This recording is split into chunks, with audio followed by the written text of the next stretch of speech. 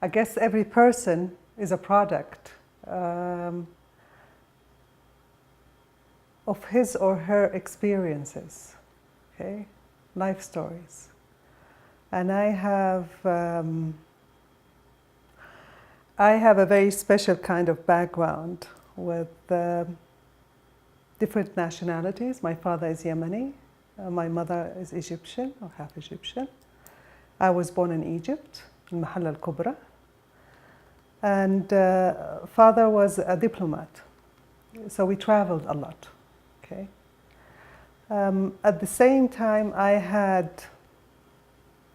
put it this way, I was very lucky. Lucky because I had a father who believed in me, who really believed in me. A father who believed in humanism.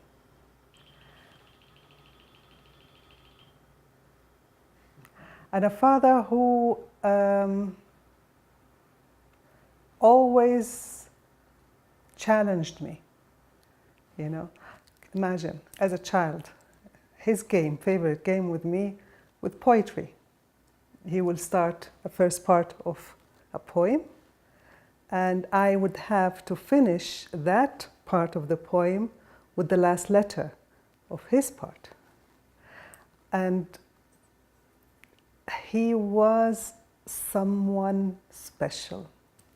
And he gave me this feeling that I am free. Free. Even when I was 13 years old, he told me, and I still remember my mother's reaction, but let me first tell you what he told me. He said, you know, you can choose your religion or be without a religion. It's your decision. And I still remember we just arrived to Morocco, and we were in the hotel. And I remember my mother's reaction, where she basically was telling him, you're corrupting her. Here comes my mother, okay? My mother shaped me by the echo of her eyes, I'll put it this way, okay? The silence in her eyes. So you have a father who's telling me you're free, okay? In a context where we both knew, in a northern Yemeni context, we both knew I'm not free, you know, but he made it possible. And she, coming from her background, an Egyptian background, where she had to go through FGM, or she had to be married off with 13, where fear was part of her echo. And that discrepancy between what she was telling me, man causes pain, and what he's doing for me, man can be a force of change, made me realize any story has to be told by taking account of all of these voices, father, mother. There was a point where I realized that my destiny as Elham Manea, or Manea as everybody here says it, is different from my cousin, Samira, in North Yemen, where she was married off when she was 11 years old, where she wasn't allowed to finish school. And here I realized, before I started my studies, you had like such gut feelings, okay? Something is definitely wrong, okay? And you realize that a destiny of a girl can be different from Yemen to Egypt to Morocco to Iran to Kuwait to all of these countries that I've been traveling in. It can be different from land to city, you know? But while this is the case, when I started my studies, I realized, because I wrote a book, The Arab State and Women's Right, The Trap of Authoritarian Governance, and it forced me to travel in different Middle Eastern countries. And I realized then we have patriarchal system structures that makes it arbitrary. Elham, Samira. I could have been Samira. But I was lucky because my father had an education. I was very lucky, you know. Right now, it's like, you know, if she lived a life of her choice, I would be happy, but I knew it wasn't, you know. And from my perspective, that arbitrary system is part of a whole structure. And the more I delved into these structures in my travels, I realized that it's systematic. This type of oppression of women, it's very systematic in nature. And over time, yes, the political factor is there, I described it. The patriarchal structures are there, I described it. But there is a religious factor as well, through religious laws. All family laws are based on religious laws. And when I say all family laws, I mean all family laws for all religious groups. In the Middle East, with the exception of Tunisia, they come from religions. And if I focus specifically on Islamic law, I realize that it discriminates against women in the name of religion. And together, it brought me to a point where I realized as well, or recognized, that first, it's systematic. Second, it's being done in the name of religion, culture, tradition. And third, if you don't fight to change it, no one will. No one will. You know, and I saw it in the silence of my mother's echo, in her eyes, where she basically took everything that came and ended up losing her mind, you know. And from my perspective, that silence creates misery. And I've seen that misery. I've seen it in Yemen, I've seen it everywhere I went. And from that perspective, to change it, you have to say no, to fight it. And to fight it with love. Because at the end of the day, what I and many others are doing, we're doing that, I hope, out of love and compassion for our societies, for our people, for our religion as well. That was beautifully said and emotionally said. Do you feel alone in this struggle, or do you feel that there are many people, certainly women, behind you trying to help you achieve this? And I guess what I'm getting to, the second part of the question is, I find the feminist community in the West terribly silent about this. Mm-hmm. Would you talk to that? So I guess there are two parts to this, Correct. Okay? When I started to write in 2004, I mean, first of all, I wrote a novel in Arabic called Echo of my mother. Absolutely. And when I wrote it exactly in the same way I explained before. Voice of my mother, voice of my father, and my voice, okay? And I hoped that through the three voices, the picture would be one, complete. And it was that novel that made me feel, now I can speak. Every one of us has a wound.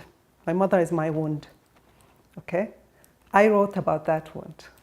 And I had the impression that I actually washed my wounds through these words, and now I was free to talk about something general, okay?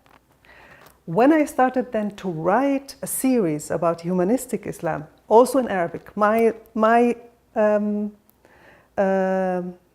message always directed in the language that I love, that I can, to my people, okay? And at that time, I thought I'm standing alone, okay? My articles became very popular. So you could just check the websites, how many people are going there. But that said, I realized over time that I was wrong, and thanks to the internet. I realized that we are a movement, a global movement, nascent, but growing, global, and strong as well. And the most unfortunate part about that is that we are like individuals scattered, you know. We don't work as a group, although this seems to be changing right now. So I feel sometimes alone when I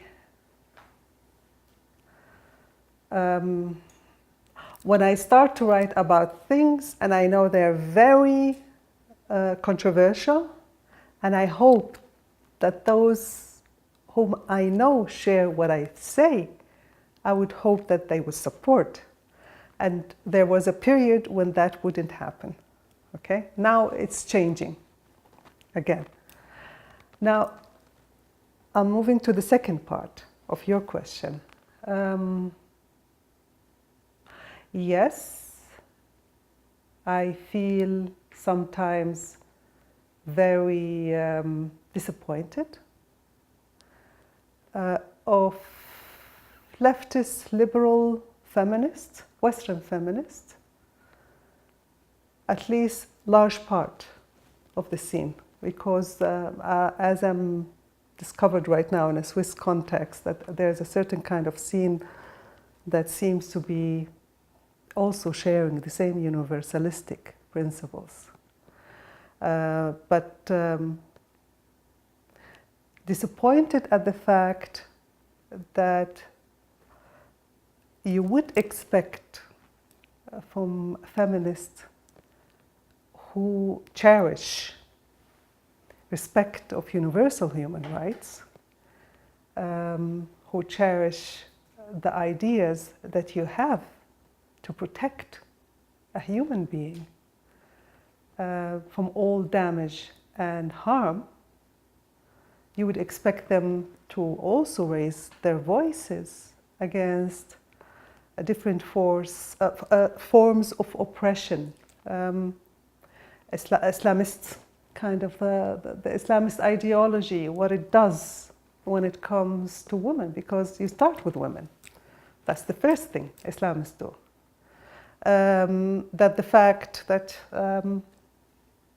you have certain traditions and practices that are done in the name of tradition, religion, and they are very harmful, and yet they hesitate to speak out or speak up.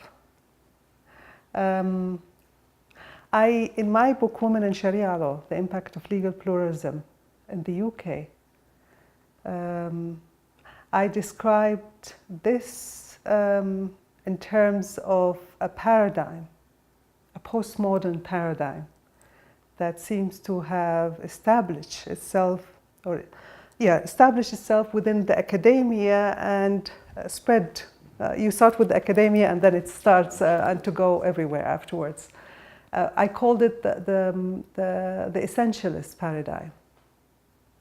And the essentialist paradigm is very much hunted by the white man's burden, white man, white woman burden. And that burden has to do with the colonial past of Western countries. And it turns into a certain kind of like attitude where there is an urge to protect a weak group as they see it. And that urge, while noble, unfortunately, seems to reflect negatively on human rights conditions.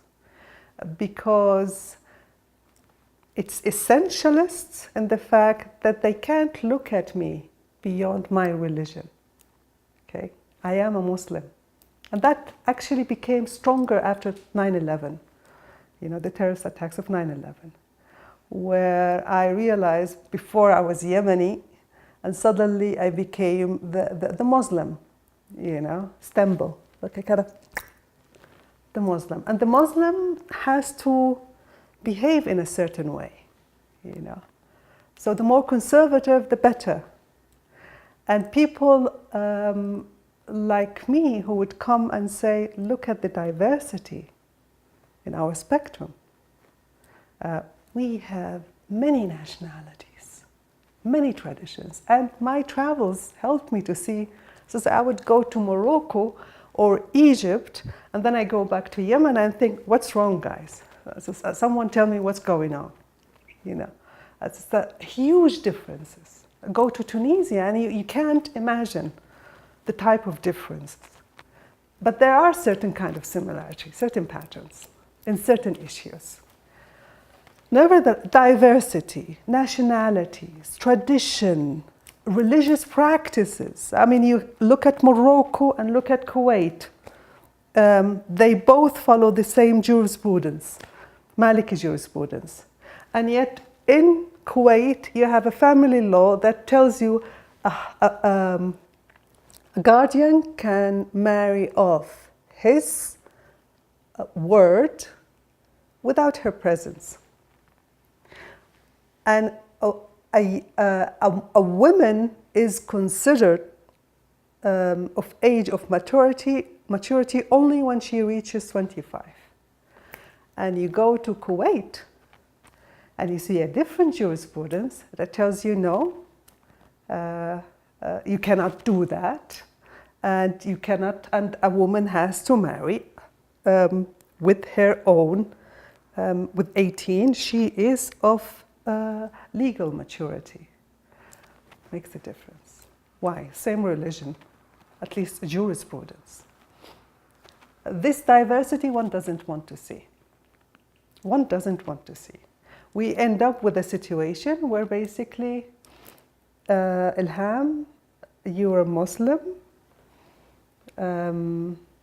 So with that, you have to behave in a certain way, and you cannot see that Elham have different nationalities, including being Swiss, that Elham may be liberal conservative, that Elham may be an ex-Muslim. You know what I mean? It's just that Elham has many facets and identities. And this essentialist paradigm has reflected also on the discourses and the discussions about women's rights. The fact that you have in Britain Shari'a courts tells us that there is a tendency to look at people as group. And when they are a group, you have to implement certain religious laws, and these religious laws should be implemented. Everybody. Despite the fact that these laws, with all due respect, they were promulgated between the 7th and the 10th century. So they belong to a different historical and social order, and it's about time to change it. Nothing wrong to change that, So yes, I am very disappointed, and I've been trying very much lately to build bridges, to try to reach out to such groups, only to show it's not as simple as you think, first of all, and second of all, with all due respect, you cannot tell me that we can tolerate human rights violation under whichever pretext. They are wrong. And it's the consequences, from my perspective, that matter. Whichever religion, community is doing that, we have to say it simply. It's wrong. If I can just comment with respect to your father, you speak in poetry, okay? Your words and your thought processes I see as being very poetic. So that voice is solidly within you. Yes. And that's beautiful. And thank you. And I'm grateful to him. I'm really grateful to him. And when he died 2011,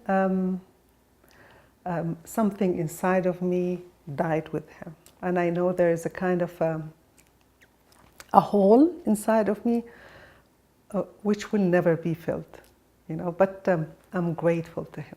God bless him wherever he is. He never believed, actually. He was a free thinker, I'll put it this way.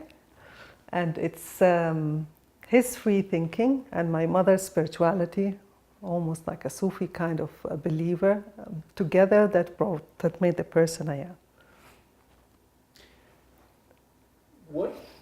What's your goal in all of this?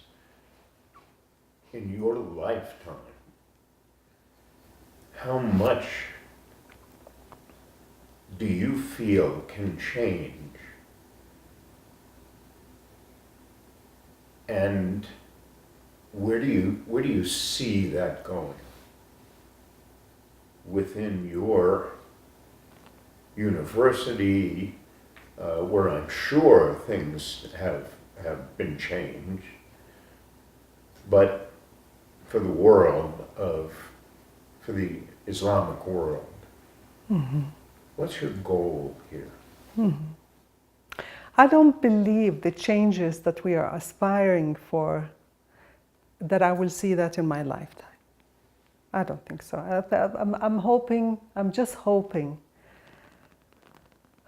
that whatever you do will put some seeds, and the seeds will grow into trees, and the trees will bear fruits, and the fruits will be eaten by the following generations. And honestly, I know many people think I'm naive. You know, I heard that several times. You know, you're naive. It's not possible to change. I believe change is possible. You just have to have the long breath, the resilience, and the belief that goodness is there, that goodness is in all of us, and that you cannot ignore this by just focusing on the negative, the destructive forces. And whatever we're doing it, as I said, with love. It's love that is driving me. But while I'm doing that, I'm hoping the changes will take several forms.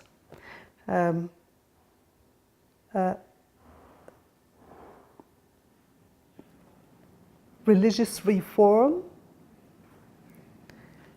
cannot be separated from social reform, from political reform.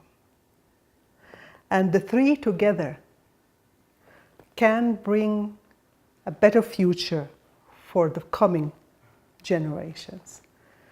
So with Islam, I believe we are right now in a battle for the soul of this religion. You have different forces and different sides in this religion itself. Destructive just as peaceful. And whatever we are doing right now is trying to push for a way of looking and reading of this religion that allows us to live in harmony with our humanity. So that's one. At the same time, I cannot ignore the fact that in our societies we have a problem regarding the woman. It has to do with religion, because we're still haunted by a certain reading of religion that seems to be very focused on shackling the women in our society. So that has to basically be changed, but at the same time, we have to acknowledge that there are norms and values that seem to reflect on the status of women. That should be also changed. And we have a political system that seems to be based on political elites working together with Islamic/Islamist establishment, and together they would like to continue the status quo because it perpetuates their control of these systems. And without reforming the political system, from my perspective, that change will not be complete. So I'm hoping that changes will take place, and I'm sure it will. I know it will. Not in my lifetime, I know that. But for the futures, for the future, for the generations that are yet to come. And it will come. It will come. You just have to have enough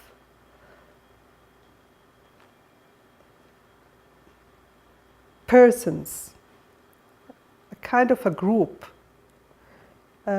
individuals who are willing to take the stones that will be thrown at them when they walk in that uncharted path.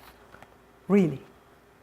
You really have to have this type of individuals who will do it, knowing at the end you will be cursed. And I always say I will be cursed either way, so I might as well do it, as it is. So, and the thing is, I have to emphasize, it's not a task of one individual. This is a movement with many individuals. And I was honored and privileged to meet several of them in the Arabic or the Middle East and North African context. People who inspire you, who give you hope, And right now, moving in the direction North America and in Europe. And then you realize it's a movement. We just have to learn how to work together and push our ego somewhere under the carpet, Young women today, that's your seeds. You teach in university when you can have an impact, a strong impact, but are you able to get to the younger women, girls in school? Is there a movement to try and lift them up in the way that you've lifted yourself up with respect to that self-confidence and what you're espousing? In other words, you work with the university women and you speak all over the world and you write. How can we reach the young women when all this is being formed as opposed to correcting it later? Yes. There was a period of time when I thought my role is just to write in different forms. I write in different forms, okay? And in literature, in opinion, articles, more like journalistic actually, because I worked as a journalist for 8 years, in addition to the academic form. Over time I realized, no, you have to focus always, reach out, okay, to younger generation. Whenever there's a possibility to meet younger men and women, I look forward to that, okay? Now, through the university, I am grateful to this context that allows me to teach. And there I meet also second and third generation of Swiss European of Islamic heritage. Okay, and I realize that it's very interesting, the discourse and the discussion that we have together, and the question they bring to me, and the stories they bring to me as well. I realize as well that those who read in Arabic, they usually also write to me, women, young women. What I would love to see more, because in Switzerland, whenever there is an invitation from a school, high school, secondary school, they would like me to come and speak, I say yes, no matter what. Okay? Because it's a way of reaching out, of speaking, also of showing that things can be different. Things can be different, and you can be whatever you want. You are free, as my father used to tell me. Okay? You know, you are free. But it's not done in a systematic way. And I find this very unfortunate. And I would appreciate if we can create a certain kind of program where women and men in this movement will be able to meet with younger generation on a systematic level. On a systematic level. You know, the Islamists, what they do, and I've seen that because of my work on Islamism, they very much focus on summer camps. They organize it on a regular basis, every year. Every movement you have it, whether in European, North American, or in Islamic countries. Systematic, with youth. And they see the benefit of doing that, because they can indoctrinate the youth throughout such kind of summer programs. I wonder, why can't we, those who are aspiring for reform, why can't we do something similar? A summer kind of camp with projects. It's so important because that's a time in young people's lives where they become part of a group. And if they see their friends doing it, they want to do it. And it's so easy to push them one way or the other. So I think you're onto something there. So, I guess we'll have to think about that. I have a very good friend, and she always tells me we have a lot to do. And I guess we all have a lot to do in this respect.